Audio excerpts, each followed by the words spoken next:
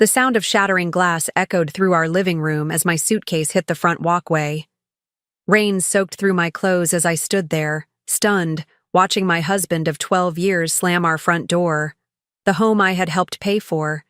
The life I had built. "Get out and don't come back," were his final words.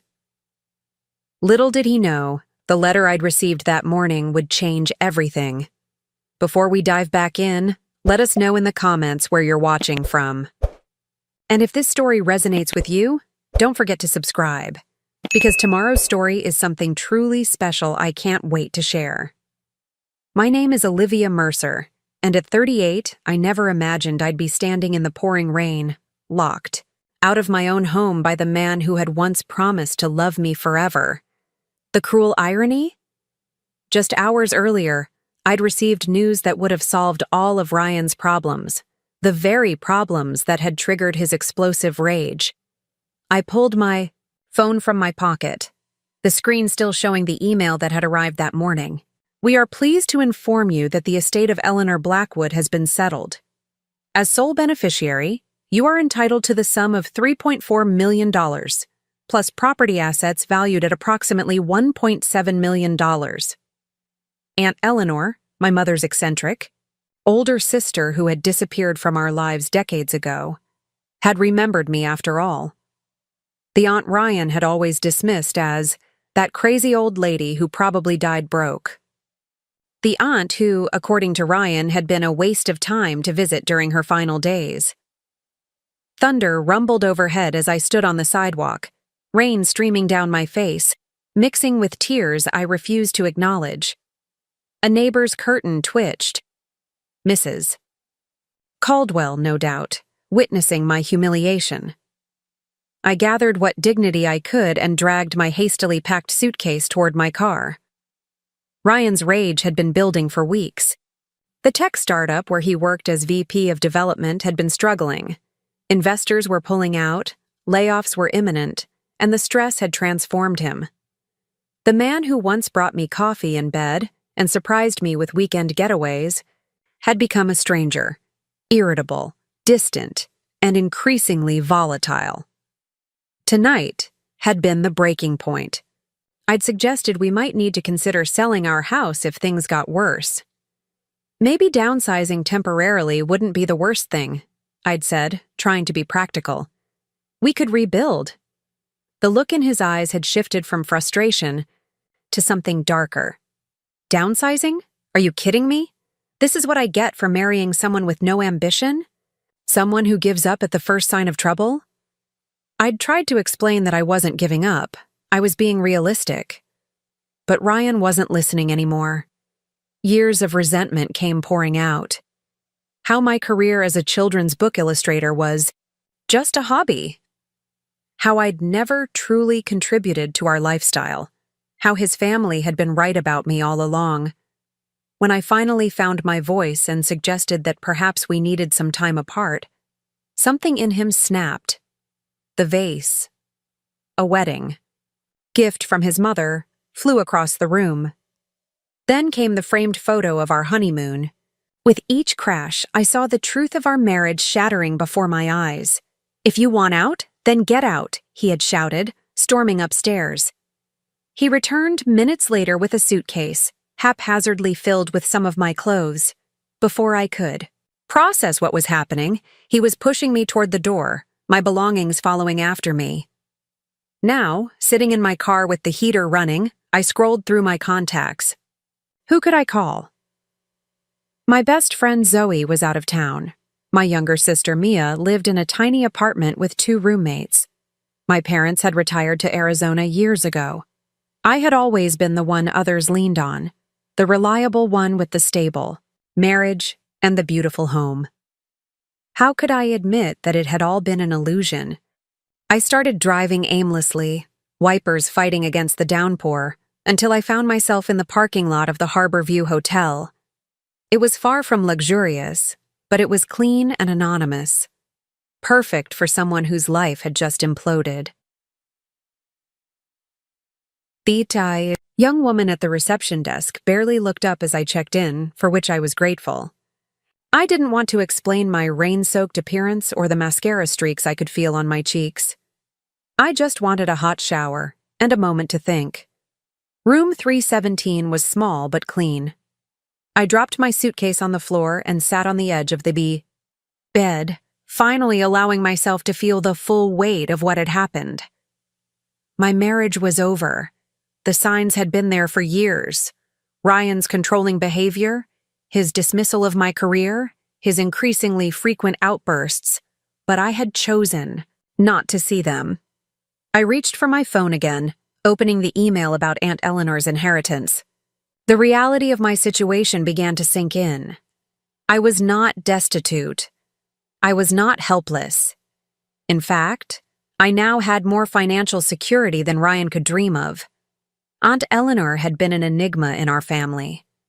After a bitter falling out with my mother, decades ago she had built a successful interior design business in Europe. When she was diagnosed with terminal cancer 6 months ago, I was the only family member who flew to Switzerland to be with her. Not out of expectation of inheritance. I hadn't even known she had money, but because no one should die alone. We'd spent 3 weeks together, reconnecting as she shared stories of her adventurous life. "Never let anyone dim your light, Olivia," she had told me, her voice weak but her eyes still fierce. I stayed away from the family because they wanted me to be smaller, quieter, more conventional. Don't make my mistake. Don't waste years trying to please people who can't see your worth. I had nodded, listening but not truly hearing. Now, her words echoed in my mind with new significance. A notification on my phone broke through my thoughts. 3 missed calls from Ryan and a text. "I'm sorry. Come home. We can talk about this." I stared at the message, my finger hovering over the reply button. The old Olivia would have gone back. The old Olivia would have accepted his apology, cleaned up the broken glass, and tried harder to be what he wanted. But sitting in that anonymous hotel room, soaked to the skin and emotionally raw, I realized I wasn't that person anymore. Aunt Eleanor's final gift wasn't just financial freedom. It was the courage to finally see the truth. I placed the phone on the nightstand without replying and walked to the bathroom. As steam filled the small space, I caught my reflection in the mirror. Beneath the smeared makeup and damp hair, I saw something I hadn't noticed in years. A spark of determination, of possibility. Ryan had kicked me out thinking I had nowhere to go, no resources of my own. He had never bothered to understand my relationship with Aunt Eleanor, or the promise I had made to her as she lay dying. To live boldly, on my own terms. As I stepped into the shower, letting the hot water wash away the night's trauma, I made a decision. Ryan had no idea what was coming next, and for the first time in 12 years, neither did I, but I was finally ready to find out. I woke the next morning disoriented, momentarily confused by the unfamiliar ceiling and the muffled sounds of housekeeping in the hallway. Then it all came rushing back: Ryan's rage, the suitcase on the sidewalk, the inheritance. For a moment, I pulled the blanket over my head, tempted to hide from reality just a little longer. My phone buzzed with another text from Ryan. "Olivia, please, I was out of my mind with stress. You know I didn't mean any of it. It took a lot of care and time to prepare and narrate this for you, so if you're enjoying it, a quick subscribe really helps and means the world to us. All right, let's get back to it." I set the phone down without responding. How many times had this cycle repeated? Ryan's temper would explode, followed by profuse apologies, promises to change, maybe even flowers. Each time I'd convinced myself it was just stress, just a phase, just a momentary lapse in an otherwise good marriage. But was it really good? I forced myself to look back with clearer eyes as I showered and dressed in one of the few outfits Ryan had thrown into my suitcase. We'd met 14 years ago at a charity gala. I was there showcasing my illustrations for a children's hospital project. Ryan was representing his then successful tech company. He'd been charming, attentive, genuinely interested in my work. "These are extraordinary," he'd said, studying my drawings. "You have a rare gift." For someone who had grown up hearing that art was a hobby, not a career, Ryan's validation had been intoxicating.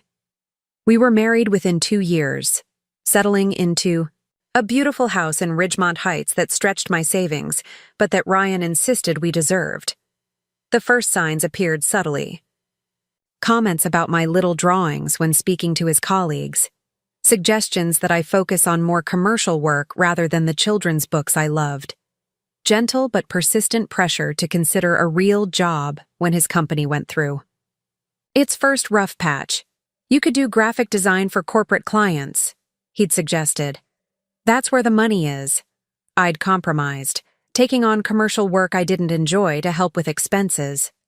Meanwhile, my children's book illustrations and personal projects were relegated to early mornings and late nights.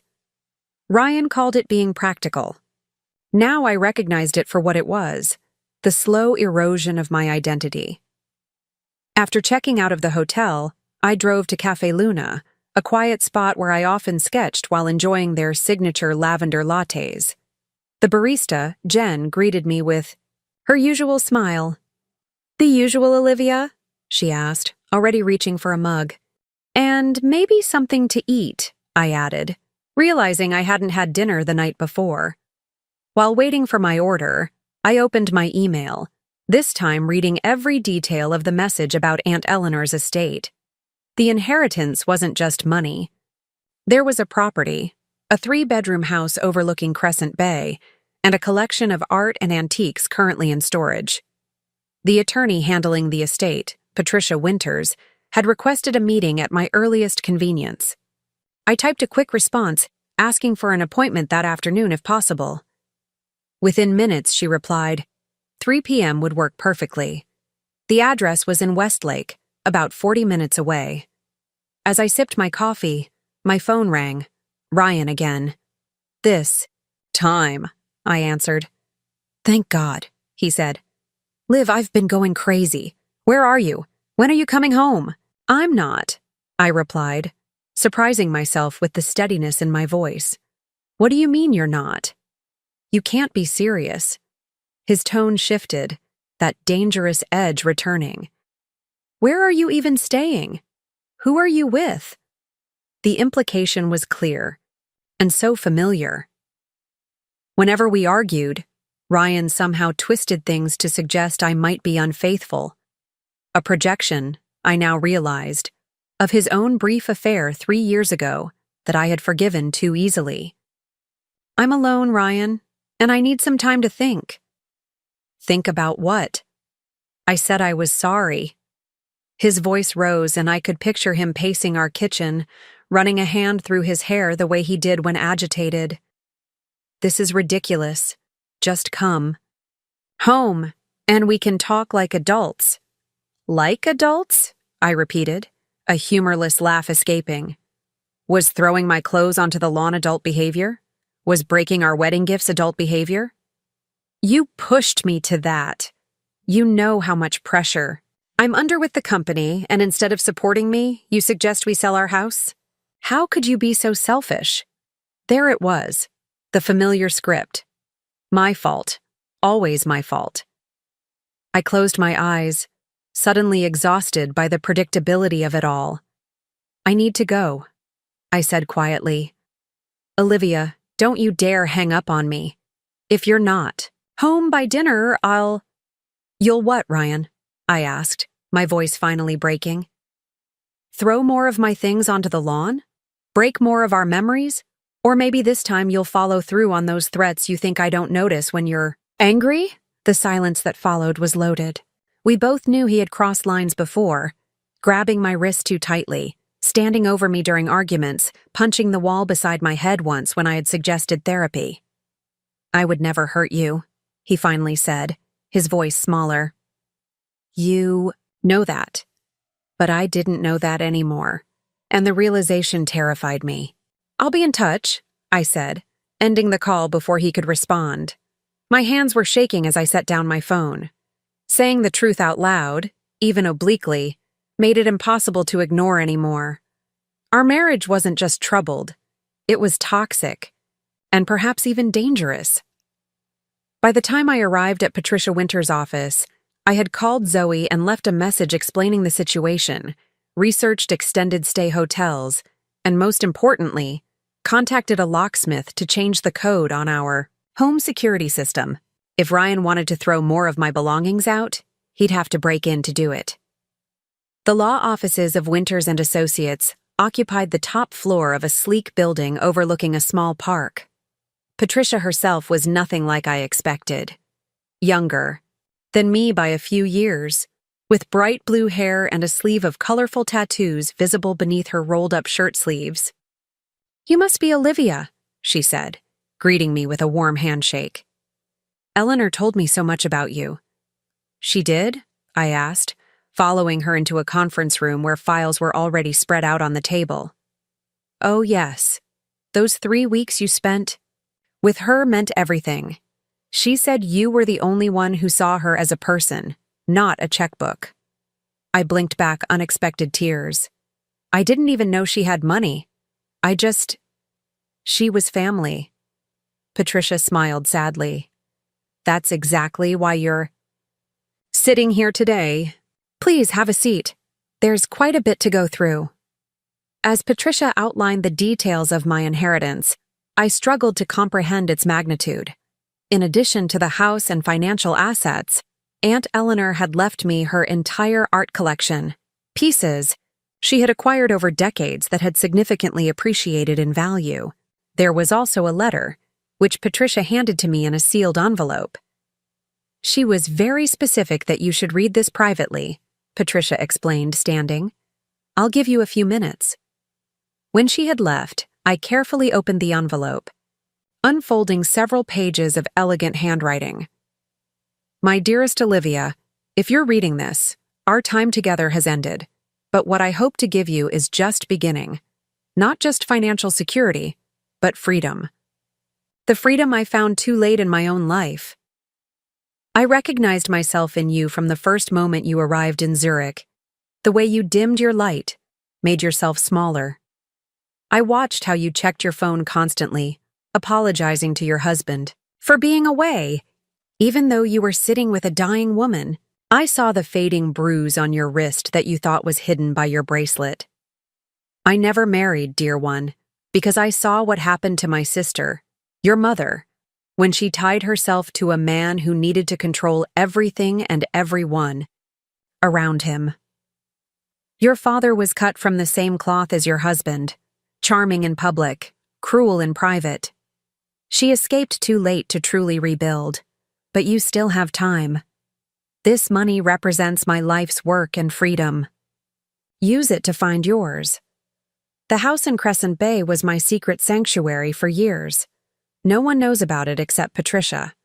It's yours now, a place to breathe, to think, to remember who you were before someone else started defining you. Be brave, my girl. Be braver than I was until it was almost too late. With all my love and faith in you, Eleanor, I pressed the letter to my chest, tears flowing freely now. Aunt Eleanor had seen everything in those 3 weeks, things I had been hiding, even from myself. She hadn't just left me money, she'd left me an escape route. When Patricia returned, I had composed myself enough to ask the practical questions. How soon could I access the funds? How long until the house would be ready? What about the art collection? The house is ready now, Patricia said, sliding a key across the table. Eleanor kept it fully maintained. As for the funds, I can have an initial amount transferred to a new account in your name by tomorrow. The rest might take a week or two as we finalize paperwork. A new account? I asked. Patricia nodded, her expression serious. Eleanor was very specific about that. The inheritance goes to you and you alone, with no access for your husband. She also advised setting up the new account at a different bank than any you currently use with him. The intention behind these instructions was clear. Aunt Eleanor hadn't just been leaving me wealth. She'd been creating a pathway to independence. As I left Patricia's office with a folder of documents and the key to a house I'd never seen, I felt a strange mixture of grief and possibility. Aunt Eleanor had seen what I had refused to acknowledge, had prepared for a moment I hadn't been brave enough to create for myself. Now I had a choice to make. Return to the familiar cycle with Ryan, this time with financial leverage but the same emotional chains. Or step into the unknown future Aunt Eleanor had believed me capable of building. I got into my car and entered the address of the Crescent Bay house into my GPS. It was time to see what freedom looked like. The Crescent Bay house took my breath away. Perched on a cliff overlooking the Pacific, it was smaller than our Ridgemont Heights home, but infinitely more beautiful. Floor-to-ceiling windows captured the ocean view, and a wraparound deck seemed to suspend the living space between sea and sky.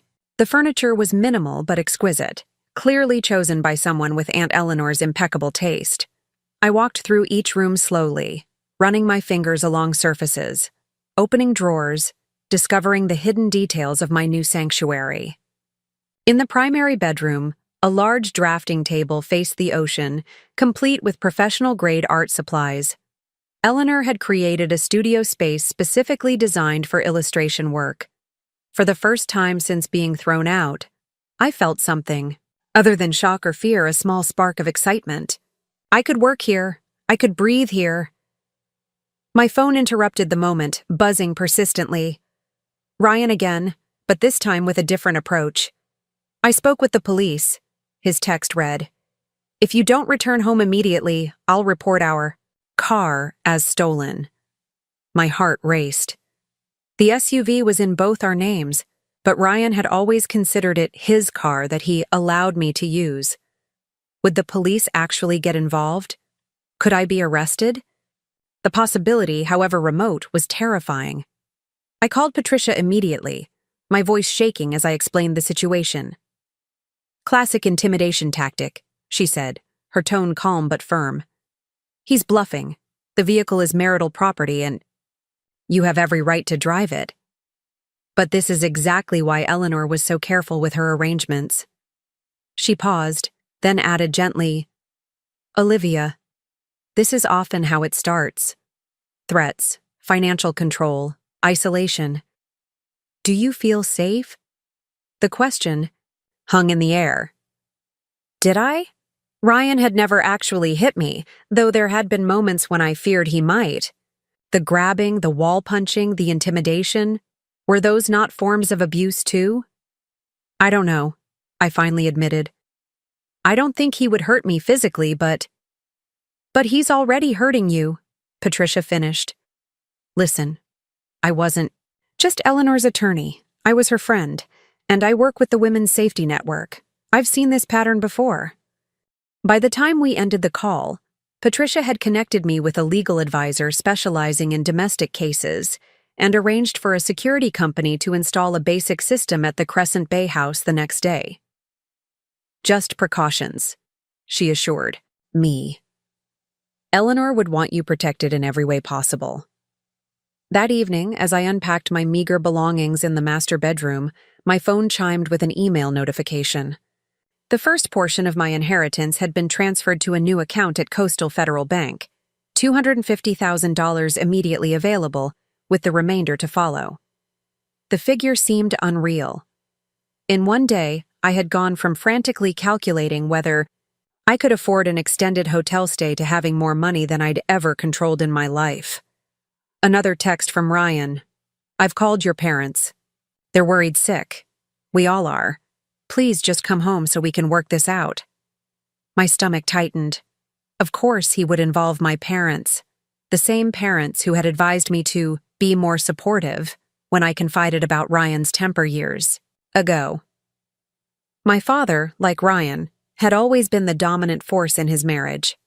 My mother, like me, had learned to accommodate, to smooth things over, to blame herself. Sure enough, my phone rang moments later. My mother. "Olivia, what on earth is going on? Ryan says you've run off without explanation. He's beside himself." I took a deep breath. "He kicked me out, Mom. He threw my clothes onto the lawn during a rainstorm." "Well, what did you do to provoke him?" The question was so automatic, so expected that I almost laughed. "Nothing that would justify that behavior," I replied, my voice stronger than I expected. "And the fact that you immediately assume I must have done something wrong is part of the problem. Don't take that tone with me, young lady. Marriages have rough patches. Your father and I certainly did. You work through them, not run away." I closed my eyes, suddenly understanding so much about my own patterns. "I'm not running away, Mom. I'm removing myself from a situation that's become harmful." "Harmful? Don't be so dramatic. Ryan told us about the company struggles. He's under tremendous pressure, and instead of standing by him, you're making everything worse." The conversation continued in this vein for 20 more minutes, my mother defending Ryan, minimizing my concerns, urging me to go home where I belonged. When we finally hung up, I felt drained but oddly clearer. The conversation had only confirmed what I needed to do. I sent Ryan a brief text. "I am safe. I need space. Please don't contact my parents again. It's unfair to drag them into this. I'll be in touch when I'm ready." Then I blocked his number. The next morning, I woke to the sound of waves crashing against the cliff below. For a moment, I lay perfectly still, absorbing the unfamiliar peace. No need to tiptoe around Ryan's moods. No analyzing his expressions to gauge whether it was a good day or a bad day. No subtle tension in my shoulders, bracing for the next criticism.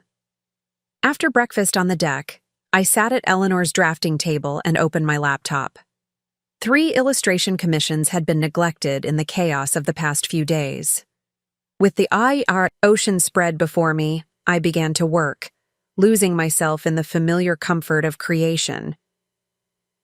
Hours later, a notification pulled me back to reality.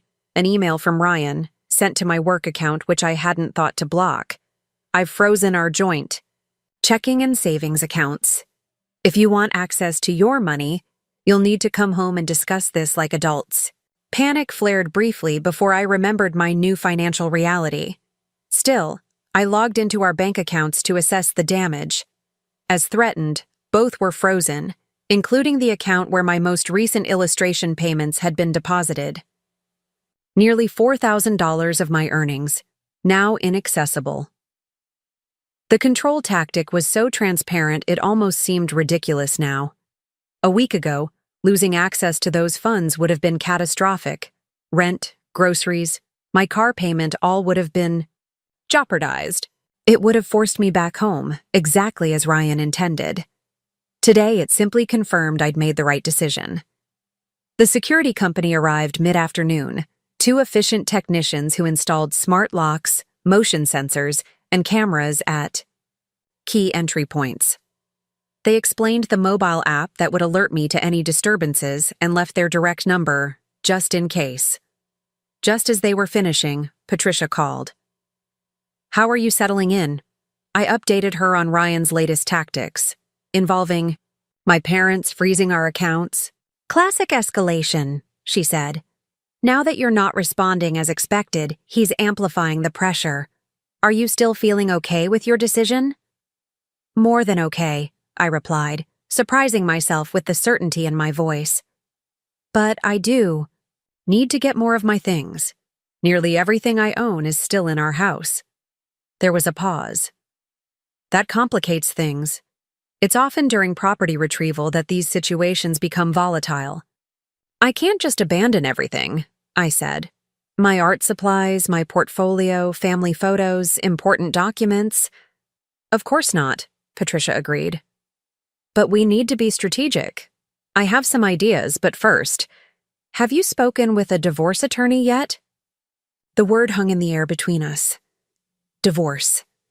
Until that moment, I hadn't fully acknowledged that this separation was permanent, that there was no going back to my marriage. "No," I admitted. "Everything's happening so fast." "I understand. But given Ryan's behavior, we should get legal protection in place as soon as possible. I can recommend someone excellent, Andrea Levine. She specializes in high-conflict divorces and has experience with cases involving financial control and emotional abuse." By the time we ended the call, I had an appointment with Andrea for the following day and a growing list of immediate steps, changing passwords on all my accounts, gathering whatever important documents I had with me, making a comprehensive list of items still at the house. That evening, a knock at the door sent my heart racing. The security app showed a delivery person holding a large bouquet of flowers. I accepted them cautiously, bringing them to the kitchen counter before opening the card. "I'm sorry for everything. Please come home. I love you more than anything. Ryan." Classic Ryan. Grand gestures in place of actual change. In the past, flowers and tearful apologies had been enough to make me doubt myself, to wonder if I was overreacting, to give him one more chance. Now they seemed like props in a performance I'd seen too many times. I placed the bouquet outside on the deck, unwilling to have even their scent in my new space. As night fell, I sat on the deck wrapped in a blanket, watching the moonlight play across the water. My phone pinged with an email from Zoe, who had finally returned my message. "OMG Liv, just got back and heard your voicemail. What the hell? Are you okay? Where are you staying? Do you need me to come get you?" I knew Ryan was controlling, but this is next level. "Call me ASAP," I smiled, grateful for her unwavering support, and wrote back explaining my current situation, omitting the inheritance details for now, but assuring her I was safe. Just as I was about to head inside, another email arrived, this one from Ryan to my work account again. The subject line made my blood run cold. "Final warning." I hesitated before opening it, my finger hovering over the screen. Part of me wanted to delete it unread, to maintain the peace I'd begun to find, but I needed to know what I was dealing with. "Olivia, your behavior is becoming concerning to everyone who cares about you. First abandoning our home, now refusing to communicate. This isn't like you. I've spoken with Dr. Matthews, who agrees you may be having some kind of breakdown. If you don't come home by tomorrow evening, I'll have no choice but to take steps to get you the help you obviously need. I've always taken care of you, even when you couldn't see it. Don't force my hand. Ryan Dr. Matthews, Ryan's college friend who happened to be a psychiatrist." The implicit threat was clear. If I didn't comply, Ryan would try to suggest I was mentally unstable. My hands shook as I forwarded the email to Patricia and the lawyer she'd recommended. This wasn't just about frozen bank accounts anymore. Ryan was escalating to threats that could potentially affect my freedom, my reputation, my livelihood. For the first time since leaving, genuine fear gripped me. Not just anxiety or uncertainty, but cold, hard fear. Ryan wasn't just trying to pressure me to return.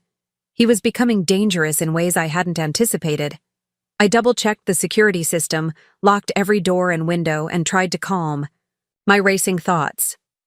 Tomorrow I would meet with the divorce attorney. Tomorrow I would make a plan to retrieve my belongings.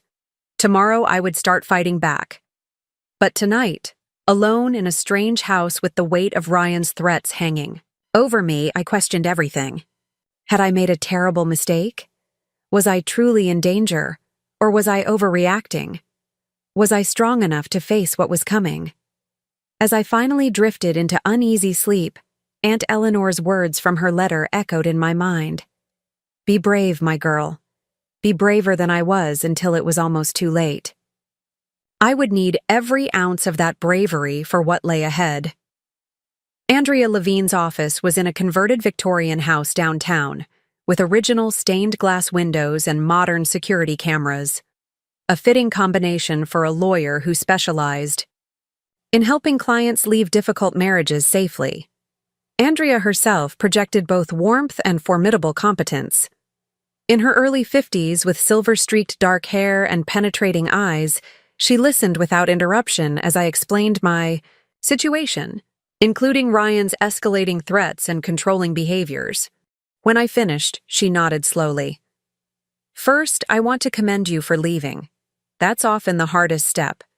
Now, let's discuss immediate protections before moving to longer-term strategy." She pulled out a legal pad. Based on what you've shared, particularly the threatening emails and financial manipulation, we have grounds for an emergency protective order. This would legally prevent Ryan from contacting you or coming near your residence. Is that really necessary? I asked, the reality of how bad things had become still difficult to fully accept. Andrea's expression softened. Olivia, threatening to have you committed because you left an unhealthy relationship is not normal marital conflict. It's coercive control, and it often escalates when the controlled partner asserts independence. She continued outlining immediate steps: filing for the protective order, sending formal notice to financial institutions about contested access to joint accounts, and preparing divorce papers that would include temporary financial support despite my newfound wealth. Why request support when I don't need it financially? I asked. Because this isn't just about money, Andrea explained. It's about establishing the pattern of financial control and emotional abuse. Every element we document now strengthens your position if he contests the divorce or retaliates further. By the time I left Andrea's office, a comprehensive plan was in motion.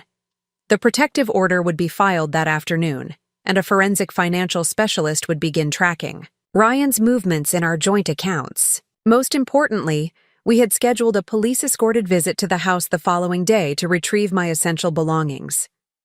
Bring a detailed inventory and trusted friends, Andrea advised. Keep interaction with Ryan minimal and document everything. I'll arrange for the officers to meet you there at 10 a.m. That evening, I made my list, focusing on irreplaceable items, my professional portfolio, family photographs, important documents, and the custom art supplies I'd collected over years. I called Zoe, who immediately volunteered to help, and then, after hesitation, my younger sister, Mia. Unlike our mother, Mia had always been wary of Ryan. There's something about the way he looks at you when you're not watching, she'd said. Once, years ago, I had dismissed her concerns then, attributing them to her general distrust of men after her own difficult breakup. Of course I'll be there, Mia said now, no trace of I told you so in her voice. And Liv, I'm proud of you. The next morning dawned clear and bright, at odds with the knot of anxiety in my stomach. Zoe picked me up early, her normally bubbly personality subdued as she hugged me fiercely. Whatever happens, we've got your back, she promised. We met Mia at a coffee shop near my old neighborhood, reviewing the plan once more. Mia had brought reinforcements, her roommate Tara, who worked as a paralegal, and their friend Derek, a gentle giant who taught kindergarten but looked like he could bench press a car. Just in case, Mia said, squeezing my hand. At precisely 10 a.m., we pulled up behind a police cruiser in front of the house I had shared with Ryan for nearly a decade. Officer Ramirez and her partner, Officer Chen, greeted us professionally, explaining they would remain present throughout to keep the peace, but could not assist with moving items. Standard procedure in these situations, Officer Ramirez explained. We're just here to make sure everyone stays calm and follows the court order. Ryan's car was in the driveway, confirming he was home despite the workday. My hands trembled slightly as Officer Chen rang the doorbell, the protective order visible in his hand. The door opened to reveal Ryan, unshaven, wearing the same Northwestern university sweatshirt he'd had for years, looking simultaneously angry and bewildered. "What is this?" he demanded, glaring at the officers before his eyes landed on me. His expression shifted to relief. "Olivia, thank God. I've been so worried." "Officer," Chen intervened before he could say more. "Mr. Mercer, this is a court-ordered retrieval of personal property. You've been served with a protective order prohibiting contact with Mrs. Mercer. Please step aside and remain at least 10 feet from her at all times." The shock on Ryan's face as he scanned the document would have been satisfying under different circumstances. Instead, it just made me sad. Sad for the relationship I had thought we had. Sad for the man I had once loved enough to marry. "This is ridiculous," Ryan sputtered, looking past the officer directly at me. "A protective order? What lies have you been telling, Olivia?" "Mr. Mercer," Officer Ramirez said firmly, "I need to remind you that antagonizing Mrs. Mercer violates the order you're currently holding. Please cooperate or we'll have to take further action." Ryan stepped back, his face flushing with anger, but he remained silent as our group entered the house. Following Andrea's advice, Zoe recorded a video walkthrough documenting the condition of the house and the items I intended to take, while Mia and Tara helped me gather my belongings according to the itemized list. The silence was tense as we worked, Ryan watching from the kitchen with barely contained fury. I focused on my tasks, avoiding eye contact, grateful for the protective buffer of friends and officers. In my home office, I discovered my worst fear confirmed. My portfolio case was open, key pieces missing. My desk had been ransacked, hard, drives removed from their usual storage. "He's taken my work," I said to Zoe, panic rising. "My original illustrations, my backup drives." Officer Ramirez approached. "We can document the missing items, but removal of shared property is a civil matter unless you can prove exclusive ownership." Zoe continued filming as I explained each missing item and its significance to my career. Meanwhile, Derek began checking other hiding spots: the attic, storage closets, the garage. He returned 20 minutes later with a grim expression, but carrying my portfolio case and a box of hard drives. "Found these in the garage, hidden under some old camping equipment," he said quietly. "Everything seems intact, but you should check." Relief washed over me as I confirmed my work was all there. Ryan had hidden, not destroyed, my professional life's blood, perhaps intending to use it as leverage to force me back home. As we continued packing my belongings, Ryan finally broke his silence. "You know this is temporary, right?" he said, his voice eerily calm. "This little independence fantasy of yours. Where will you go when the money runs out? Who's going to take care of you?" I continued carefully wrapping a framed photograph of my grandparents, not acknowledging his words. "I built everything we have," he continued, growing agitated at my non-response. "Everything. That car you drove away in, I paid for it. This house, my career made it possible. Your little drawing, hobby, I subsidized it for years." Officer Chen stepped closer to Ryan. "Sir, I need you to lower your voice and step back." Ryan ignored him, his focus entirely on me. "Who put these ideas in your head, Olivia? Was it that man? The one who called about the commission last month. Are you leaving me for him?" The accusation was so absurd it nearly made me laugh. The audience man had been a children's book publisher interested in my work. Mia stepped between us. "That's enough, Ryan. You heard the officer." Ryan's expression darkened. "Stay out of this. Your sister's been poisoning your mind against me for years. Is that what this is about? Did she convince you I'm some kind of monster?" Before Mia could respond, I turned to face Ryan directly for the first time. "No one had to convince me of anything. Your behavior speaks for itself." His face contorted with rage. "My behavior? You ungrateful—" "Mr. Mercer." Officer Ramirez's sharp tone cut through his building tirade. "One more outburst and you will be removed from the premises during this process. Is that clear?" Ryan fell silent, but the hatred in his eyes sent a chill down my spine. In that moment, I understood with perfect clarity that I had never really known this man, or perhaps had known but refused to see. Within an hour, we had gathered everything on my list that could be found. Some items remained mysteriously missing: my passport, birth certificate, the jewelry I had inherited from my grandmother. But Andrea had warned me this might happen. As we prepared to leave, Ryan made one final attempt. "Olivia," he said, his voice suddenly gentle, tears welling in his eyes. "Please don't do this to us. Whatever I did wrong, I can fix it. We can go to counseling. I'll do anything." The dramatic shift was familiar. Rage to remorse in an instant. a tactic that had kept me emotionally tethered for years. This time, seeing it from outside our usual pattern, its manipulation was transparent. "Goodbye, Ryan," I said softly, walking past him toward the door. "This isn't over," he called after me, the gentle facade instantly dropping. "You think you can just walk away? After everything I've done for you? I will fight you on every single thing. By the time I'm finished, you'll have nothing." I paused in the doorway, turning to look at our home, the tasteful furnishings chosen to impress his colleagues, the muted colors he had insisted upon, the conspicuous absence of my artwork on any wall. "I already have everything I need," I replied, stepping into the sunlight. Back at Crescent Bay, as we unloaded my reclaimed possessions, a text arrived from Andrea. "Protective order successfully filed and activated. He's been officially served.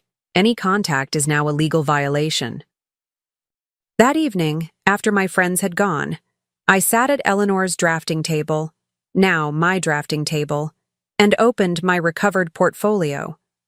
Leafing through years of work, I recognized how much of myself I had compressed to fit into the narrow space Ryan had allocated for my dreams. I reached for a fresh sheet of paper and began to sketch, not for a client or project, but for myself. The image that emerged was a woman standing at the edge of a cliff, arms outstretched, preparing not to fall, but to fly. For the first time in years, I was drawing my own story.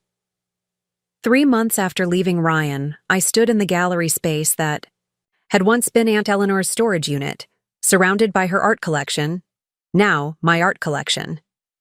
Patricia had helped me convert the industrial space into a small but elegant gallery, with track lighting highlighting each carefully arranged piece. "What do you think?" asked Layla, the art consultant I'd hired to help curate the collection. "The Rothko reproduction works beautifully in this corner, don't you think?" I nodded, still sometimes overwhelmed by the reality of my new life.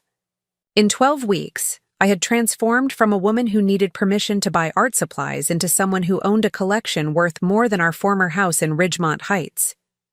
The divorce proceedings had begun, with Ryan fighting every step, as he'd promised.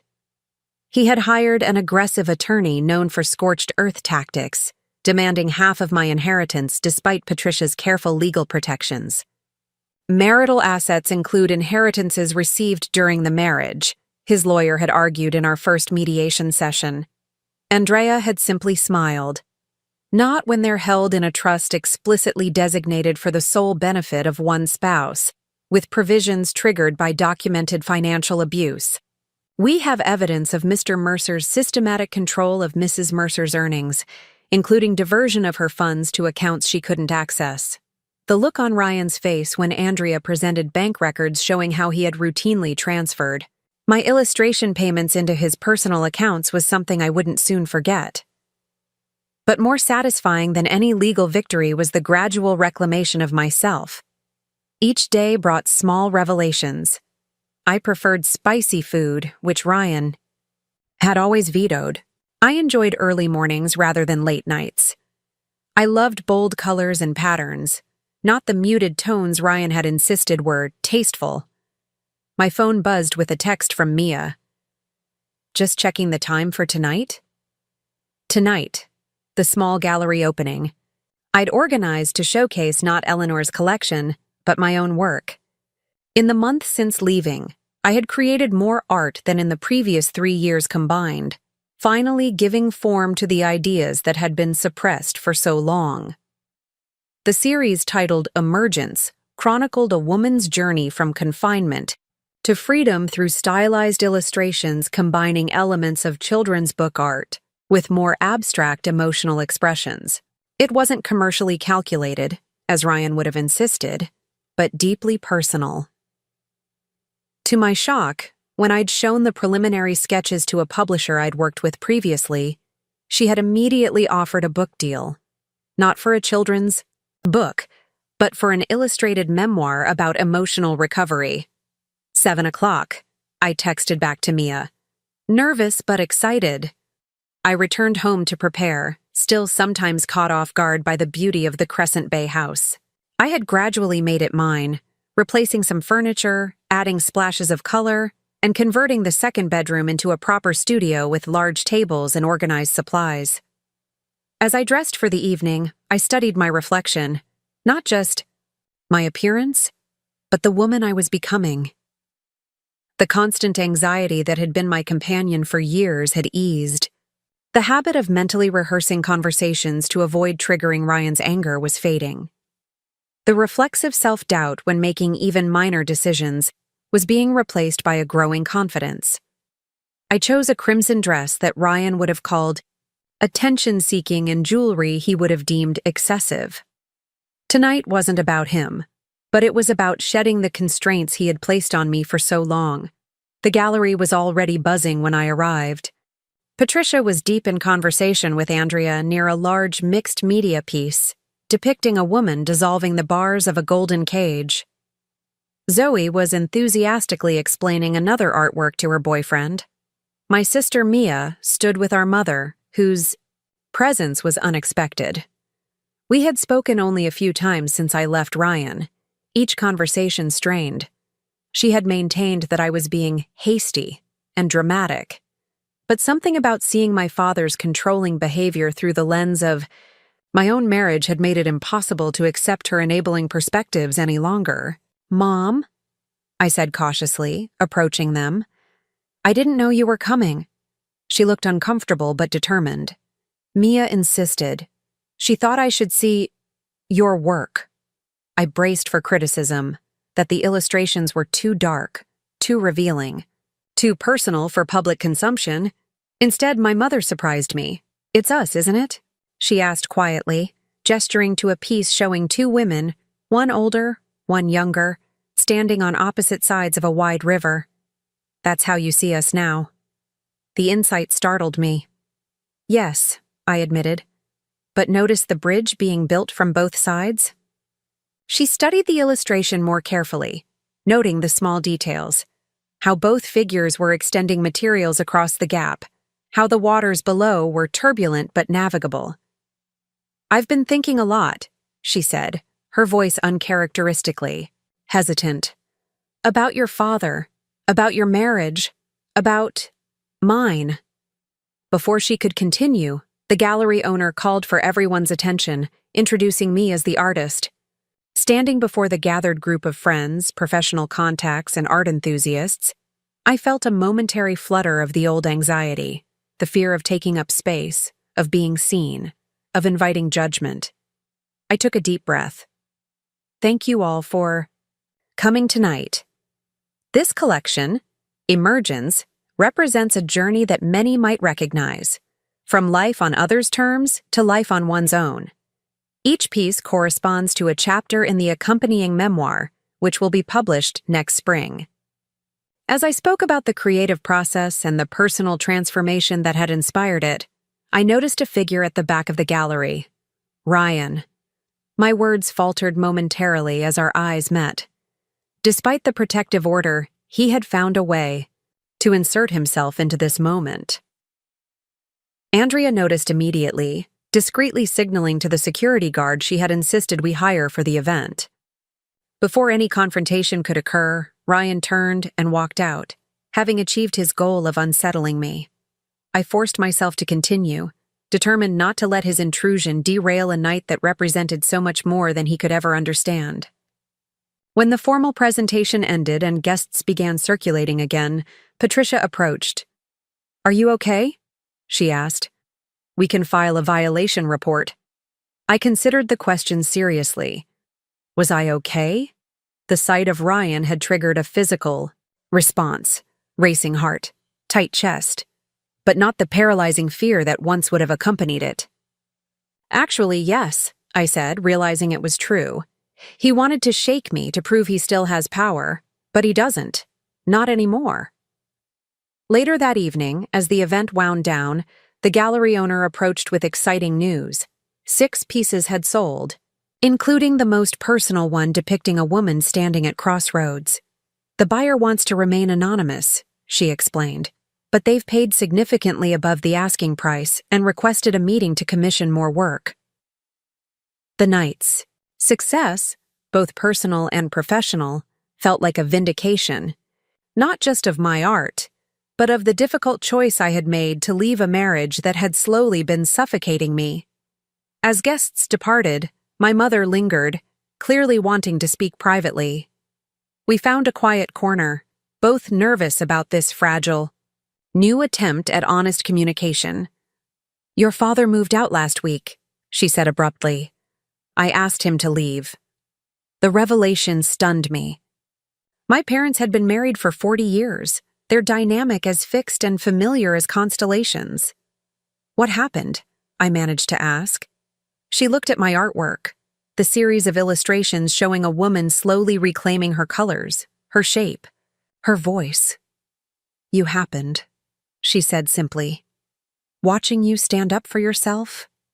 It made me question why I never did. Why I taught you to accommodate, to shrink, to endure." Her eyes filled with tears. "I'm so sorry, Olivia. I gave you the wrong lessons." We embraced, both crying for mistakes made and years lost, but also for the possibility of something new between us, something healthier and more honest. The following week brought another development in the divorce proceedings. Ryan's lawyer requested an emergency hearing, claiming they had evidence that I had been hiding assets before filing for divorce. Andrea was unconcerned. "It's a fishing expedition. They're hoping to find something to leverage for a better settlement." Still, sitting in the courtroom while Ryan's attorney presented bank statements showing transfers to my new accounts was nerve-wracking. The judge, no-nonsense woman in her 60s, listened impassively before turning to Andrea. "These transfers appear to have occurred after a documented incident of domestic ejection," Andrea explained calmly. "Ms. Mercer was establishing financial independence after being forcibly removed from her home and having joint accounts frozen by Mr. Mercer. She then presented the full documentation of Eleanor's trust, the timing of the inheritance, and Ryan's increasingly threatening emails. The judge's expression remained neutral, but her questions became increasingly pointed as she addressed Ryan's attorney. "Are you contesting that Mr. Mercer ejected Ms. Mercer from their shared home during inclement weather? Or that he subsequently froze joint financial accounts containing her earned income? Or that he sent emails threatening to have her involuntarily committed if she didn't return home?" Ryan's lawyer shifted uncomfortably. "My client was under extreme stress due to business difficulties. He regrets his actions and has been seeking counseling to address these issues." The judge's skepticism was palpable. Counseling is commendable, but doesn't negate the documented pattern of financial control and emotional abuse. Motion denied. Furthermore, I'm ordering an expedited schedule for final divorce proceedings. As we left the courthouse, Ryan caught up to us in the parking lot, ignoring the protective order yet again. "This isn't over, Olivia," he said, his voice low but intense. "You think you've won because of your rich aunt's money? You're nothing without me. Nothing. And soon everyone will know it." Before Andrea could intervene, I turned to face him directly. "No, Ryan, it is over. And I'm not nothing, I never was. The only person who thought so was you." Security personnel approached, and Ryan retreated, but not before I glimpsed something I had never seen before in his expression. Fear. Not of legal consequences, but of irrelevance. His control over me had been his power, and without it, he was the one who felt diminished. 6 months to the day after Ryan had thrown my suitcase onto our rain-soaked lawn, our divorce was finalized. The settlement was straightforward. Ryan kept the Ridgemont Heights house, now underwater on its mortgage due to his financial mismanagement, and his struggling business.